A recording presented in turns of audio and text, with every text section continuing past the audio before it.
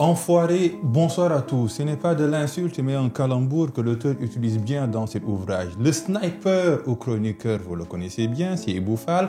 L'art de la chronique qui mêle rire, sourire, humour, amour et même détestation. Sénégaliserie, épisode 8, auteur Ibou Fall, 2024-2025, chronique des enfoirés. C'est le titre. Illustration Damien Glaise, les éditions Forte Impression. L'auteur, nous le recevons dans Belle Ibou Fall. Bonsoir et bienvenue dans cette édition. Bonsoir Papa Lune et bonsoir à tous les téléspectateurs, tous les internautes et tous ceux qui suivent. En tout cas, je suis assez flatté de répondre à ton invitation. Il y a eu de grosses pointures avant moi, donc voilà. Ce qui est exceptionnel avec vous, c'est que vous avez l'air timide, mais pas vos mots. Pourquoi? Et même votre plume. On voit Ibou Fall comme ça, on dirait un ongle d'art, quoi, qui ne va pas. Ah oui, non, je suis timide, en effet. Mais c'est notre métier, malheureusement, qui nous pousse à affronter le public. Mais hormis vraiment l'aspect professionnel, oui. Je suis quelqu'un qui sort presque pas de chez lui. Donc, non, je suis effectivement un grand timide. Mais pas ces écrits. 2024-2025, enfoirés au pluriel. Pourquoi ces années ou ces ans sont si foirés? Bon, moi, je considère qu'il s'est passé entre 2024 et même c'est un peu plus. Sauf que je vais faire une décennie 2013-2023 apparaître, qui va parler un peu de toutes ces années dont certaines m'ont paru perdues.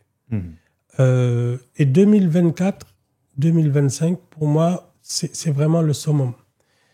Le point d'orgue, c'est quand le président de la République d'alors, Macky Sall, a comme disjoncté, voulu reporter des élections. Il a complètement renversé. C'est le point de départ.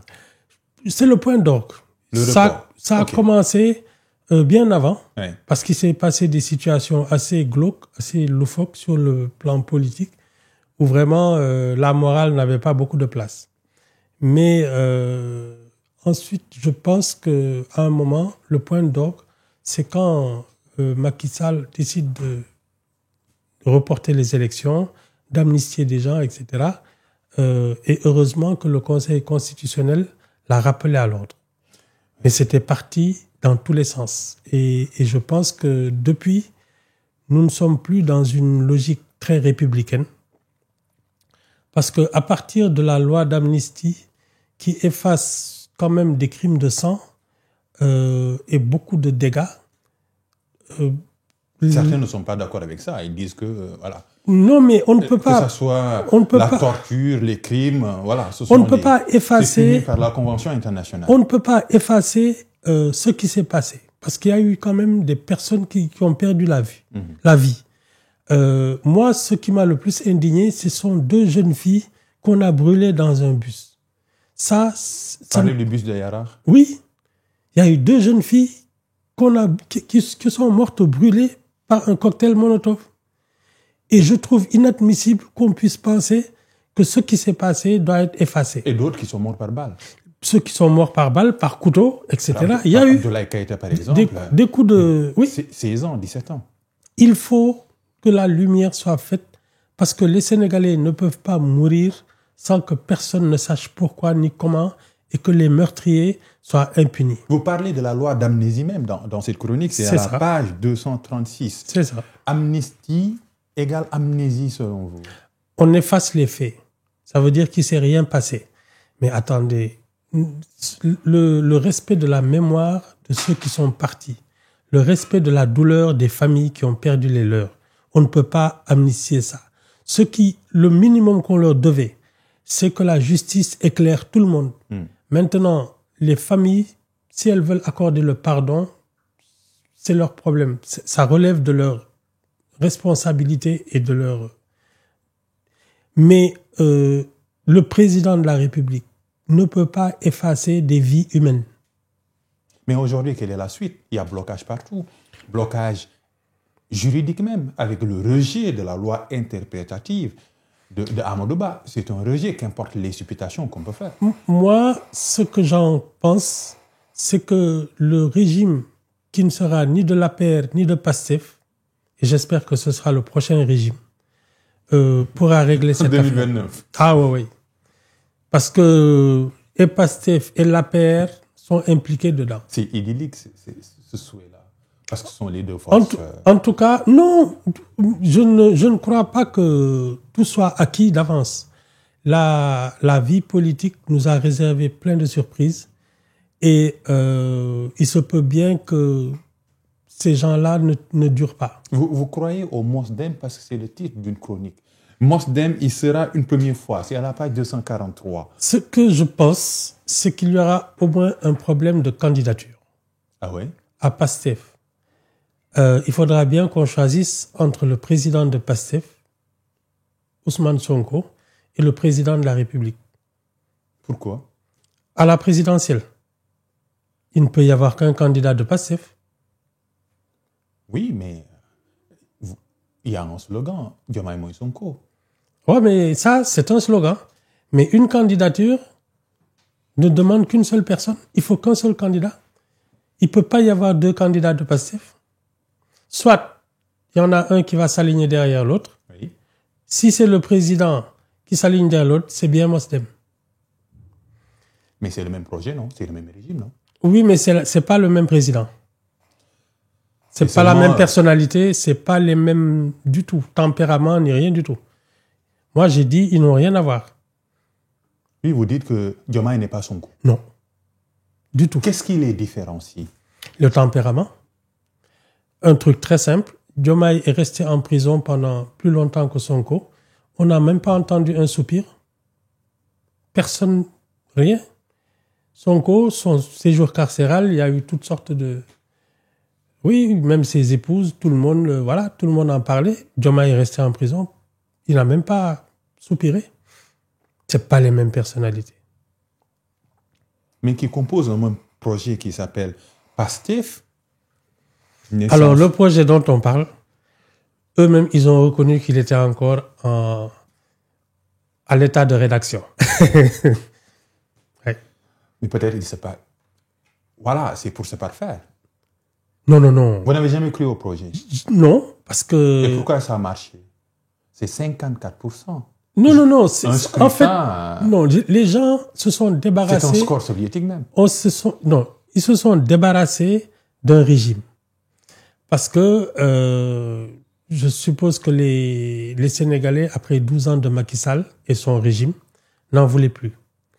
Même Amadou Ba, qui a été le candidat officiel de Sonko, était un symbole de ce régime dont les gens ne voulaient plus. Candidat officiel de Sonko? Non, de Macky Sall, pardon. C'est un lapsus. Mais l'histoire nous a révélé que Macky Sall, l'APR, a voté Diomaye. Oui, c'était sur la place publique. Vous voulez dire que Macky Sall a voté pour Diomaye? En tout cas, il a fait... Oui. Oui. L'APR, c'est Macky Sall. Oui, ils ont voté Diomaye. Il s'est ajouté au malheur à ce monde. Ils ont voté Diomaye. À quel but? À quel dessein? En tout cas... plus que lui, il est poursuivi. Non, il n'est pas poursuivi, mais voilà. Il y a un projet de loi. Et il va être poursuivi, ça j'en suis convaincu. Ils ont déjà évoqué la possibilité de le traîner devant une haute cour de justice pour haute trahison. Ça, c'est Guy Marius Sagna qui en a déjà parlé. Raison pour laquelle, à quel dessein? En tout cas, ils se sont entendus parce que même le porte-parole du gouvernement... Jacques Serré. Voilà. Il a raconté qu'ils allaient voir Macky Sall à Mermoz, chez lui, pendant les élections. Un des militants de Macky Sall a même évoqué un soutien matériel et tout ça. Macky Sall, non, je pense qu'il a poignardé Amadou Ba et il a fait voter Diomaye. Maintenant, ça se retourne contre lui. C'est tout. On vit dans une période de, pas dialogue national, mais dialogue politique. Vous écrivez dans la chronique intitulée « Macky et les 40 tocards ». Je lis ce passage. « La République sous Macky Sall a du temps pour les losers. Elle prête une oreille attentive aux jérémiades des enfants gâtés de la scène publique et révèle même du génie, virgule, vous mettez ça en guillemets, dialogue national oblige, à trouver des arrangements avec sa conscience en donnant à des repris de justice des chances de s'emparer du trésor public alors qu'il ne devrait plus s'en approcher à moins d'1 kilomètre. Ce qui me fait tilt, c'est la définition que vous donnez au dialogue national. C'est ça? Je trouve que c'est un gâchis parce que pour moi, il y a 2 possibilités. Le dialogue politique a un temple, c'est l'Assemblée nationale. Parce que tous ceux qui sont élus, qui représentants du peuple, sont des hommes politiques qui représentent et la majorité et l'opposition. S'il y a un débat sur les questions politiques, le lieu, c'est l'Assemblée nationale. Ce que les Macky Sall et les 40 tocards, c'est quand il a choisi de recevoir les 40 recalés de l'élection, alors qu'il y en avait 20 qui devaient aller au scrutin. Choisis par le Conseil constitutionnel. Voilà. Pour moi, il a créé des problèmes là où il n'y en avait pas. Parce que ceux qu'il devait recevoir, parce qu'il n'était pas candidat, c'était les 20 candidats et leur juridiquement acceptés. Juridiquement acceptés et leur garantir la transparence des élections en leur demandant un gentleman agreement. Parce qu'il fallait aller aux élections. Lui, il a créé des problèmes en voulant ramener dans le jeu politique des gens qui avaient été exclus au plan administratif. Et pour moi, il a créé des problèmes parce que, il ne voulait pas partir. Il a manœuvré pour ne pas partir. Ah oui, il ne voulait pas partir. D'ailleurs, la preuve, il est revenu au législatif. Il voulait un 3e mandat. Il voulait un 3e mandat. Pourquoi Wade l'a voulu, l'a fait? Lui, il dit juridiquement c'est possible, mais pourquoi il a reculé alors? Je pense qu'il a louvoyé. Il pensait, parce que sa déclaration-là, je crois qu'il s'attendait à ce qu'on lui dise non, parce qu'il avait beaucoup fait mousser un peu l'opinion avec il y a une scène qui était cocasse, c'est Macky Sall qui se promène avec sa femme. Comme par hasard, il y a un caméraman. Un bonhomme sort de nulle part en lui disant voilà, votre candidature est une demande sociale. C'était trop gros. Il a essayé de retourner l'affaire et pensait peut-être que les Sénégalais lui diraient non, il n'y a que vous qui pouvez régler les problèmes de ce pays, ce qui n'a pas été le cas. Donc, et quand il s'est rendu compte effectivement que les élections se dérouleraient sans lui, c'est là qu'il a tout remis en cause en faisant accuser le Conseil constitutionnel de corruption, en faisant reporter les élections à décembre, en disant qu'il fallait ramener des gens dans le jeu, sans dire que lui-même, il serait peut-être partant. Non, c'était trop gros. Il est mal parti, Macky. Non, il aurait pu très bien partir, mais non seulement il s'est discrédité, mais il a mis notre pays dans une situation intenable. Laquelle? Mais il y a quand même des personnes qui ont été accusées de graves choses et la justice aurait dû faire son travail jusqu'au bout. Un beau jour, on efface tout. Comme le juge Cherti Yann Coulibaly, par exemple. En tout cas... accusé quand on accuse de Conseil constitutionnel, certains mots avec MAUX, mais jusqu'à maintenant, on en sait... Non, moi je parle des gens de Pastef. Les appels à l'insurrection, on les a accusés de très graves délits. Oui, appel terrorisme, etc. Exactement. Beaucoup de charges. Voilà. Un beau jour, ça n'existe plus. Au contraire, ils sortent et ils sont reçus par Macky Sall qui les aurait soutenus. Moi, je trouve que ça, c'est très grave. Il a trahi son pays. C'est tout. Trahir son pays? Ah oui. Ça peut falloir des poursuites judiciaires, parce que le mot trahison... Il a trahi son pays. Moi, je considère... Bon, maintenant, je suis peut-être pas habilité à le poursuivre. Si je l'étais, je le ferais. Poursuivre Macky Sall? Ah oui. Qu'il trahisse ses militants, c'est son problème. Mais qu'il trahisse son pays, c'est très grave. Trahir son pays, c'est ne pas faire la justice. Laisser la justice faire son travail. Respecter les institutions. Ne pas reporter d'élections, ne pas mettre... Il a créé un désordre dans la scène publique et il l'a fait sciemment. Parce qu'il veut se rendre indispensable. Ça va se retourner contre lui. Vous pensez? Ça a commencé. Ses proches vont en prison les uns après les autres. La prochaine cible, je crois que c'est lui. Mais il est peut-être injoignable ni pas possible de...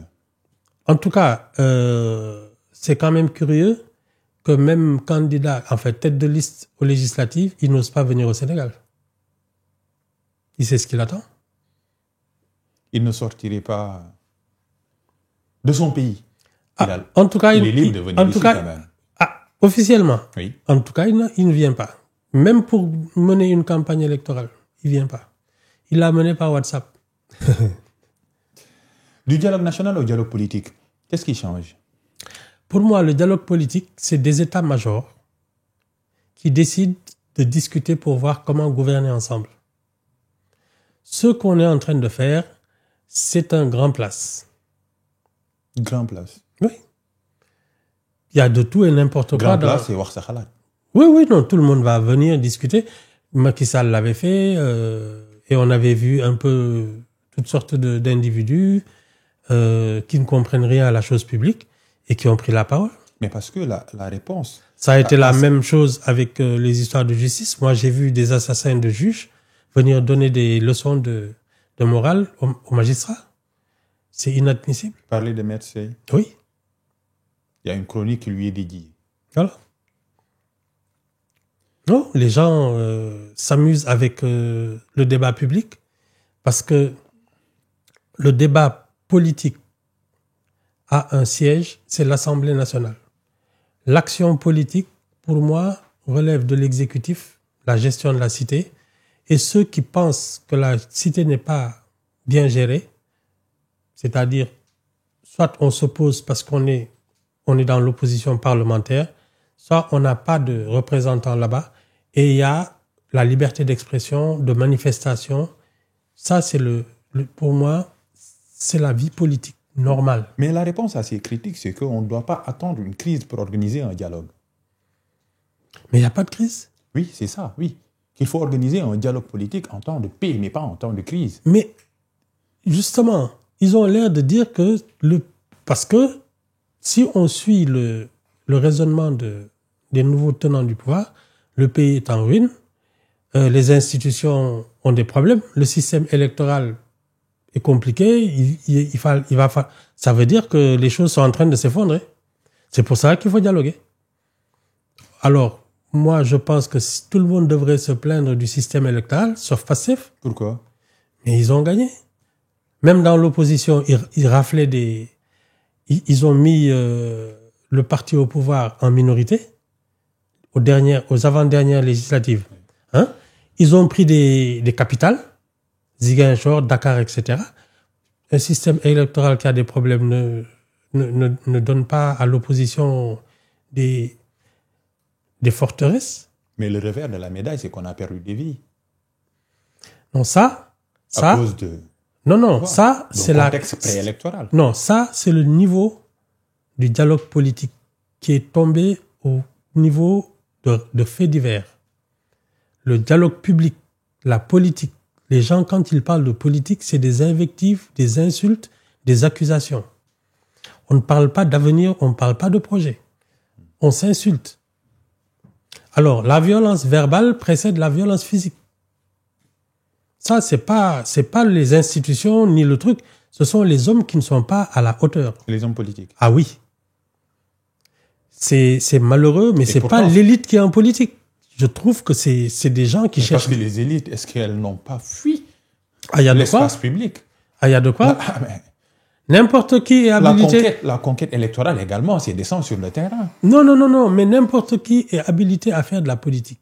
Les arguments ne sont pas les mêmes. les élites, les intellectuels, les gens qui ont des projets, ils proposent un avenir. Ceux qui n'ont rien à proposer, c'est la violence, les insultes, la délation, la diffamation. Il y a des gens qui n'iront pas sur ce terrain, c'est tout. Mais la nature a horreur du vide.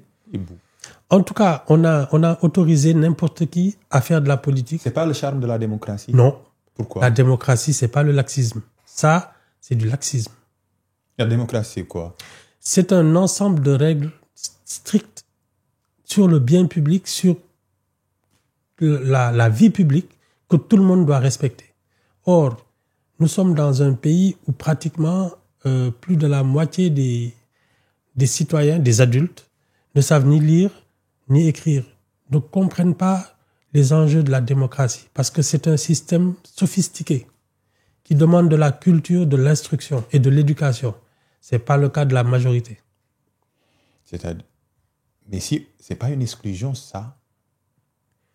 Mais que chacun reste à sa place. C'est pas leur faute. Non, mais attends. La démocratie doit être inclusive, non? Non. Parce que ceux qui ne savent ni lire ni écrire, c'est le système français qui a fait ses effets. Non.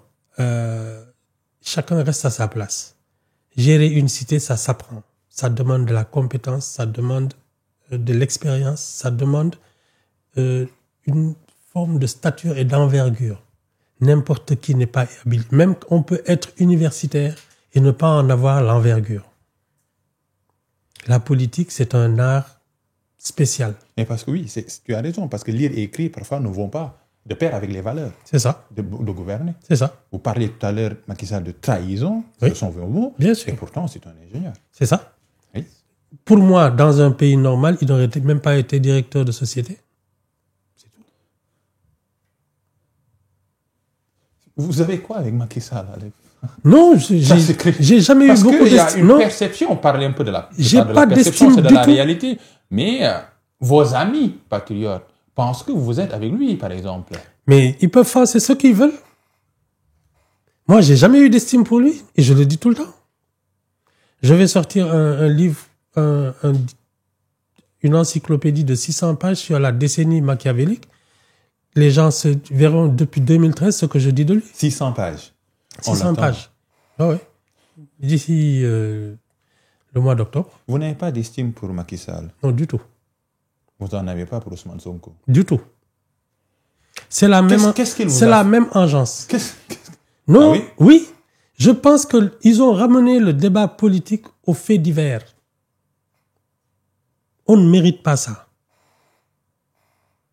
Et pourtant, Ousmane Sonko n'a pas commencé par ça. Il a commencé par écrire des livres, à proposer des débats. C'est peut-être les soubresauts politiques qui l'ont poussé à utiliser ce langage de résistance, de révolte. Non, moi, je ne crois pas à ça. Parce qu'il a commencé à écrire des livres quand même, à élever le discours sur tout le monde les enjeux. Tout le monde signe des livres, mais tout le monde ne les écrit pas. Ça veut dire quoi?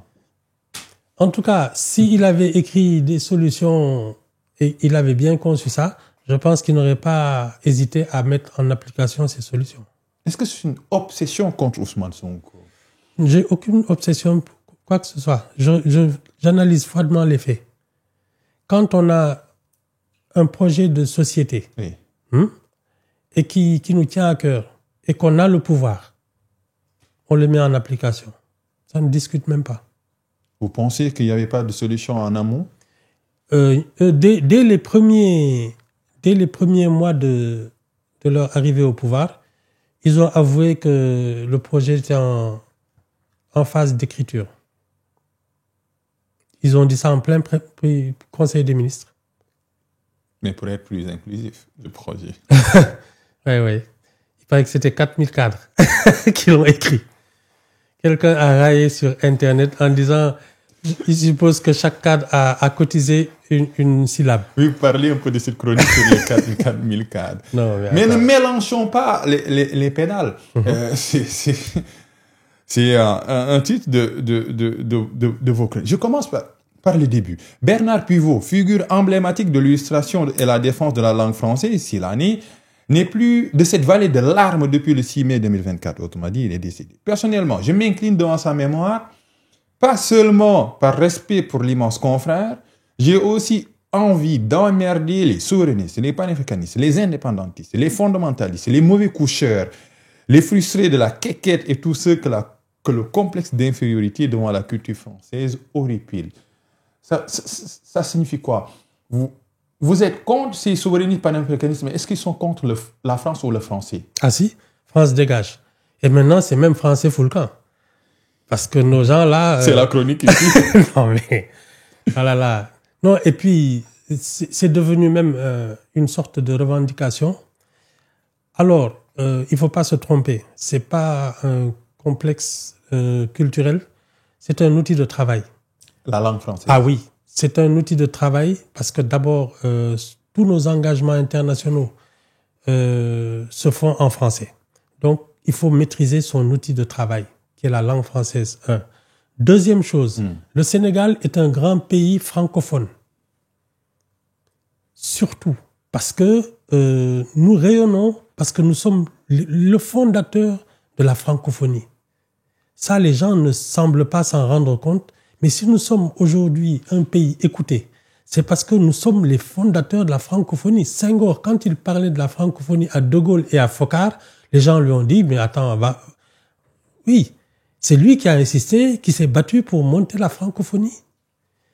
Eux, ils ont suivi les conseils d'Houphouët-Boigny, qui étaient plus dans l'économie. Et c'est ce qui a donné ce qu'on appelle la France-Afrique. Le pillage des ressources et les coups d'État accueillis.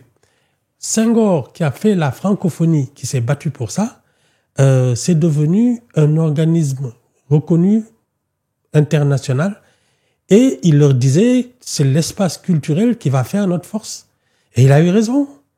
Parce que c'est comme ça aujourd'hui qu'on a créé même un espace politique francophone avec Abdou Diouf qui est allé plus dans la politique que dans la culture. Qui a remplacé après Boutros Ghali. C'est ça. Mais le Sénégal est un grand pays parce qu'il est francophone. Il ne faut pas se tromper. C'est notre ADN. Autrement dit, c'est un jeu à somme nulle de dire non à la langue française. Mais c'est notre instrument de travail. On va travailler avec quoi? Le Wolof ne sort pas de Dakar? Mais c'est quand même bien de revaloriser nos langues locales, non? Oui, mais si elles nous servaient à faire le tour du monde, il n'y aurait pas de problème. Mais sortez du Sénégal, ça n'existe plus. On fait quoi avec? Non, nous sommes un grand pays francophone. Et d'ailleurs, je me plais à dire que moi, je n'écris pas en français, j'écris en sénégalais. Parce que le français a une charge culturelle avec des reports, des allusions. Moi, ce que j'écris, c'est du sénégalais. Parce que les Sénégalais me comprennent. C'est-à-dire, c'est possible de tropicaliser la langue. Mais il y a le Canadien, il y a le Belge, il y a le Sénégalais. Kourouma le faisait à son époque. C'est ça. Mais c'est de la francophonie. Nous sommes un grand pays francophone. Il ne faut pas se tromper sur ça. Le français fout le camp. À l'endroit de qui? Moi, quand je vois nos gros calibres là... Qui sont ces gros calibres? Le gros calibre des affaires étrangères. Ouh là là. Non, quand j'entends nos actuels dirigeants là... Enfin, on fera avec. Après les injures à l'orthodoxie langagière du président, les coups en bas de la syntaxe de son premier ministre, les hérésies grammaticales du gros calibre qui nous sert de patron de la diplomatie, voilà que le ministre des Finances, Cheikh Diba, s'invite d'autorité sur la liste des VIP qui foulent aux pieds les principes élémentaires de la langue du colonisateur, ce saligo de vampire qui nous suce le sang depuis des siècles. C'est ça que vous écrivez en commençant la chronique qui a pour titre « La France dégage » et le français fout le camp. Ah oui, le français fout le camp. Là, actuellement, quand on parle français... Est-ce qu'il y a des impacts par rapport à notre développement? Si c'est seulement formel, en tout cas, c'est de se développer. Notre constitution est rédigée en français. Le président de la République, il prête serment en français. Quand nous sortons à l'international, nous parlons français. Ça veut dire que c'est notre instrument de travail. Ça fait partie de l'ADN de la République du Sénégal. Même notre hymne national a des paroles en français rédigées par Senghor. Je ne vois pas où est le problème. Est-ce que vous êtes un complexé de la langue française? Je n'ai jamais eu de complexe de quoi que ce soit. Je me sens à l'aise dans cette langue et puis c'est tout. Parce que c'est ça que j'ai appris à l'école. C'est comme ça que j'ai grandi. Ça me permet de travailler. Ça m'a fait gagner ma vie depuis que je suis jeune. Je ne vois pas pourquoi je vais renier le français. Mais les choses changent. Si on s'alignait à la maîtrise de la langue française, il y aurait beaucoup d'exclusion. Vous parlez tout à l'heure d'une société où ceux qui ont appris la langue française sont C'est l'école sénégalaise, l'école publique qui a fait faillite. Et ça c'est vrai. Oui. C'est notre seul problème. C'est l'école qui a fait faillite. Parce au cours des années 80, avec les ajustements structurels, on a pensé que faire des économies sur l'école, sur le savoir, sur l'éducation, nous ferait gagner de l'argent. Ça nous coûte plus cher l'ignorance. C'est tout. Et si vous pensez que l'école est trop chère, choisissez l'ignorance. J'ai oublié l'auteur, mais j'avais noté un peu cette citation. L'orthodoxie langagière au sommet de la diplomatie, est-ce qu'une exigence pour choisir celle ou celui qui doit emporter le visage? Ah oui. C'est quand Maître Aïssata Tall Sall parlait, ça n'a rien à voir avec Yacine Fall, du tout. La forme, elle est importante. Ah oui, la forme, la profondeur, parce qu'il faut quand même... Vous savez, je suis convaincu que nous sommes dans notre ADN, dans ce qui a fait la République du Sénégal, par son père fondateur, un grand pays d'intellectuels, d'artistes, de créateurs.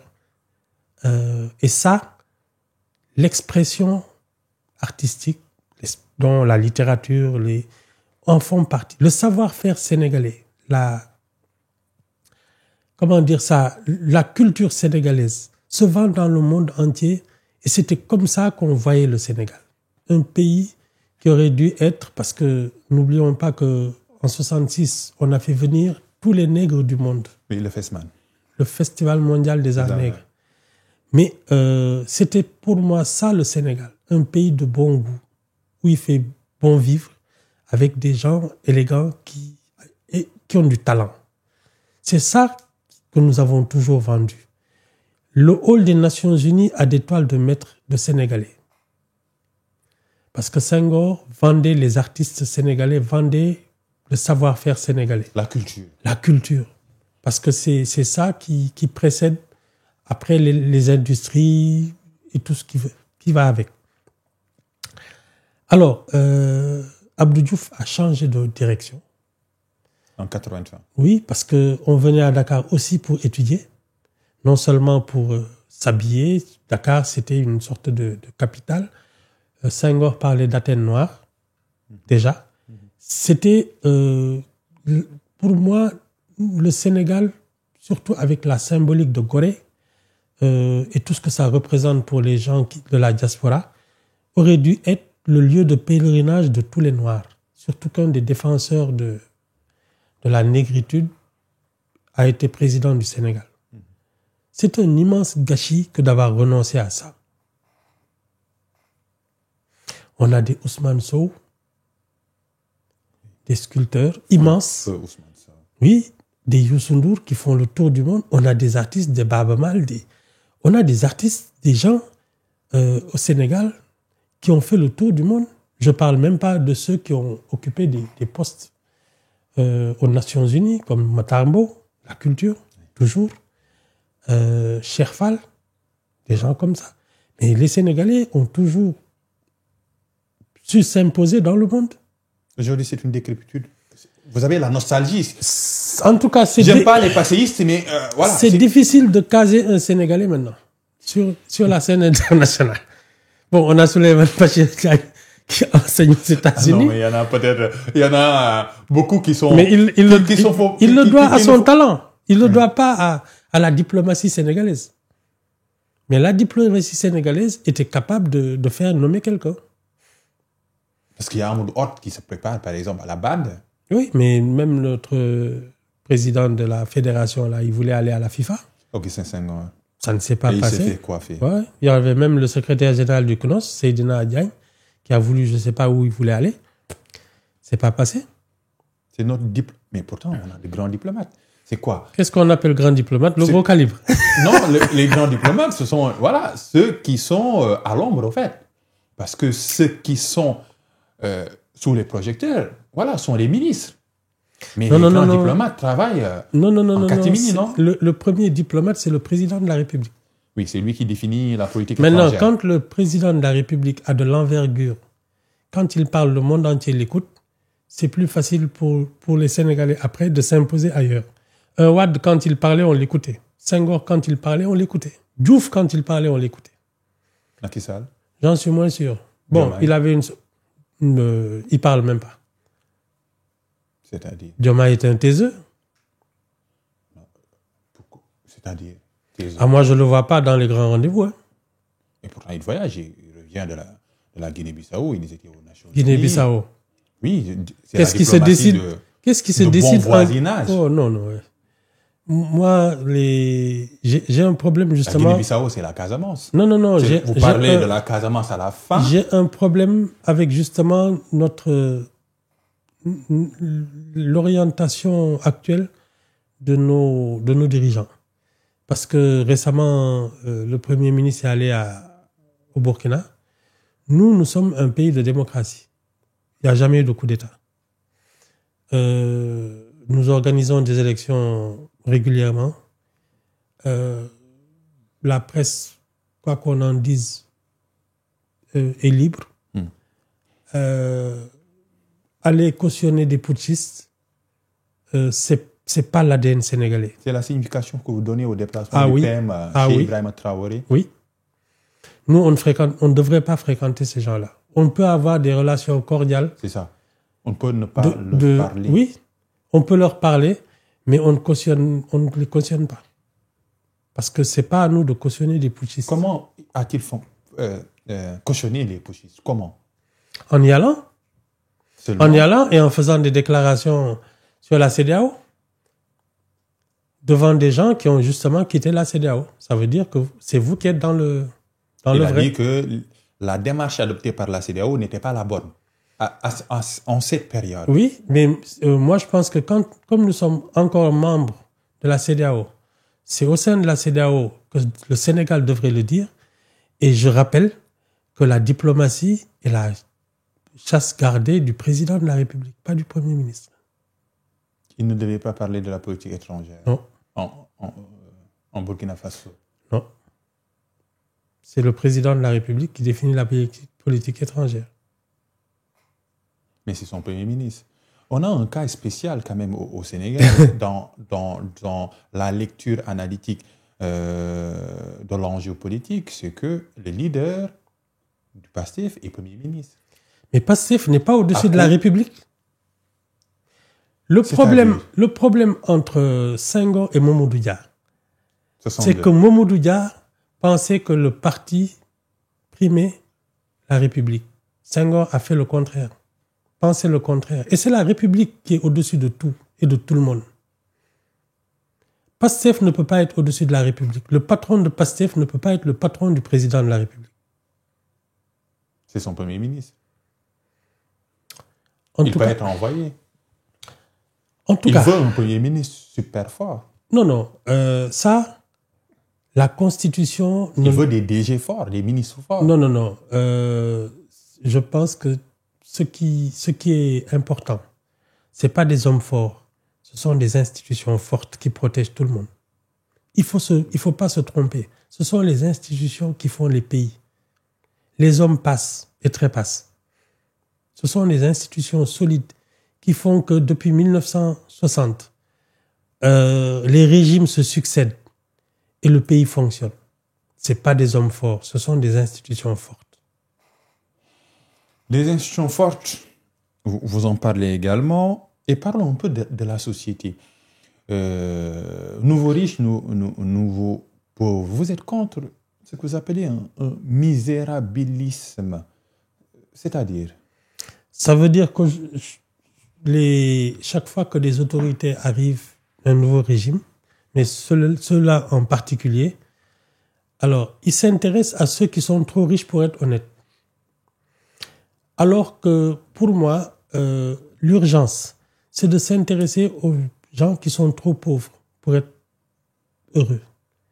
Il faut sortir les gens de la pauvreté, pas traquer ceux qui gagnent leur vie. Il faut essayer de voir comment les Sénégalais peuvent avoir une meilleure qualité de vie. Et s'ils sont en conflit avec la loi, par exemple? Ça, c'est une affaire de... Non, c'est pas au-dessus de la loi. C'est pas un débat politique. C'est juste une question administrative et judiciaire. Il y a des corps de contrôle. L'Inspection générale d'État, la Cour des comptes, il y a des gens comme ça. Ils font leur travail. S'ils détectent des malversations qui méritent d'être traînées devant un juge, ça doit se faire automatiquement. C'est pas un débat politique. Ce fut le cas, non? Non, ce sont les hommes politiques qui en ont fait un débat. Oui. En pleine campagne, lui, il finit en prison.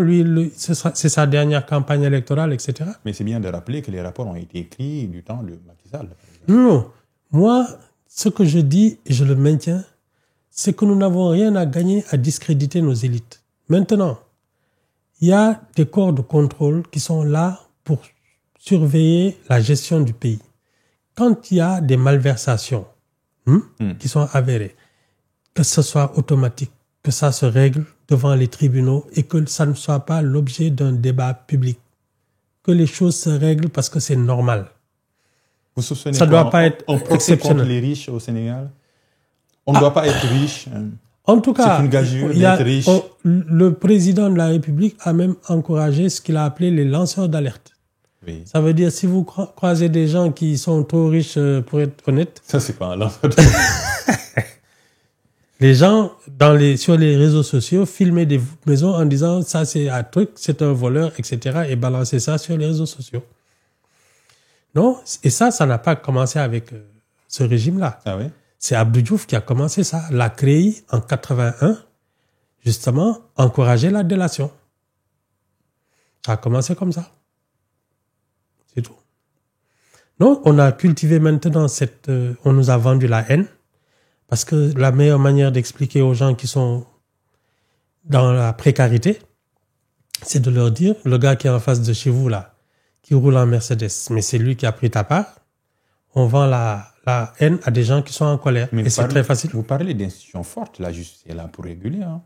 Il y a la balance de Thémis, l'équilibre.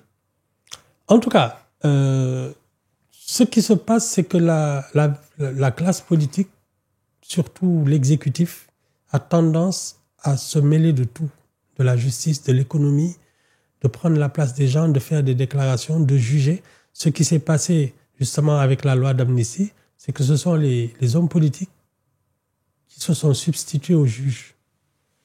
D'où la situation qui continue comme ça, avec une haute cour de justice qui envoie en prison les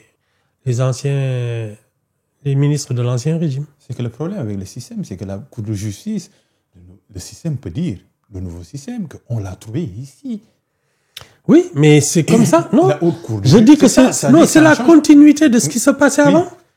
Mais le problème, c'est que ce sont les hommes politiques qui se substituent aux juges. C'est ça.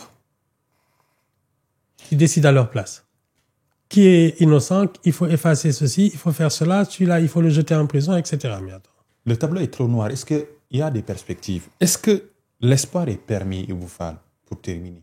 Ah oui. L'espoir est permis. Le Sénégal est une vieille nation qui a des ressorts. Qu'est-ce qu'il faut? On en a vu quel levier? Ah non, je pense qu'il faut un sursaut des élites et qu'un leader se réveille en disant, bon, un vrai leader, pas un farfelu, quoi. Un leader capable de ça. Dans le champ politique, ce serait qui ce leader-là?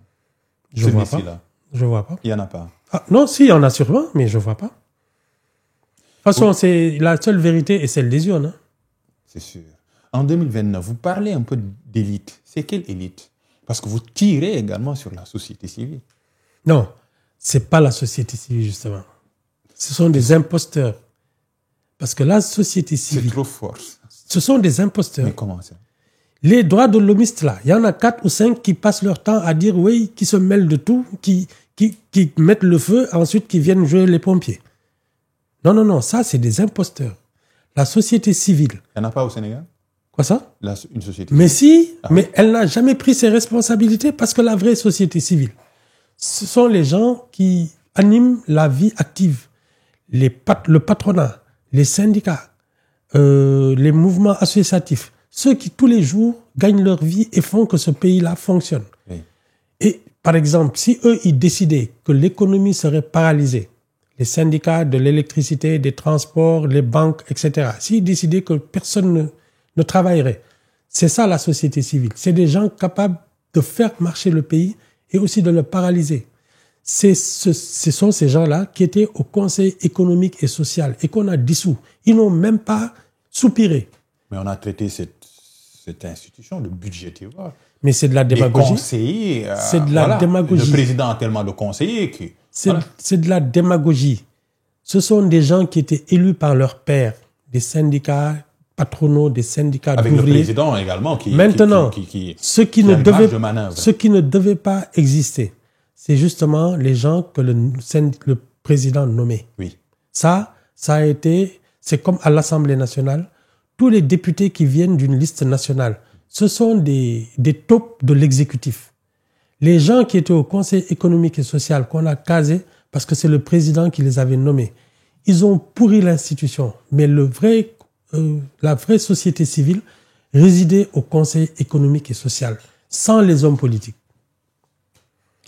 Okay. Mais les droits de l'hommiste là qui passent leur temps à faire les plateaux et à faire des déclarations tapageuses, non, c'est des imposteurs, c'est tout. Vous les traitez comme ça un peu? Ah oui. Mais quel est l'espoir? Je ne vois pas l'espoir en vous. C'est quoi l'espoir? Ce serait quoi l'espoir? Mais il y a toujours un sursaut. Moi, je ne suis pas pessimiste parce que notre pays a quand même des enfants valeureux, brillants, qui se distinguent partout. Il suffirait peut-être qu'il y ait un signe de ralliement pour que les gens capables de tenir un pays se retrouvent et prennent leurs responsabilités. C'est tout. 2024-2025, Chronique des Enfoirés. C'est le nouvel ouvrage, le 9e ou 8e. 8e, oui. 8e. Épisode 8, Sénégaliserie. On attend l'encyclopédie de... Bien sûr, ça va être... oui, bien sûr. On va finir par, forcément, vous êtes chroniqueur. Ça fait des années. Bien sûr. Mais aujourd'hui, tout le monde est chroniqueur. Ça fait quoi? Rien du tout. Chacun fait son métier comme il l'entend. Comme ça? Oui. Chacun... Non, et puis... Mais il y a un procès contre les chroniqueurs. Mais la chronique aussi, c'est un art, Eboufal. Oui, mais ça s'apprend aussi. Non. Il y a deux... Pour moi, il y a deux sortes de chroniqueurs. Il y a les journalistes qui peuvent donner rendez-vous épisodiquement. Et puis, il y a ceux qui maîtrisent une matière, un sujet, et qui peuvent... parce qu'ils ont un savoir-faire, un savoir... une science. Tout le monde peut chroniquer. Il faut avoir du talent. C'est ça. C'est le seul... Oui. Pour moi, c'est la seule... Mais c'est quoi ce talent-là? Ce talent, ça ne s'improvise pas, ça ne se décrète pas. D'abord, ne pas dire n'importe quoi. Et ensuite, être capable de captiver l'auditoire, mais surtout, ne pas dire n'importe quoi.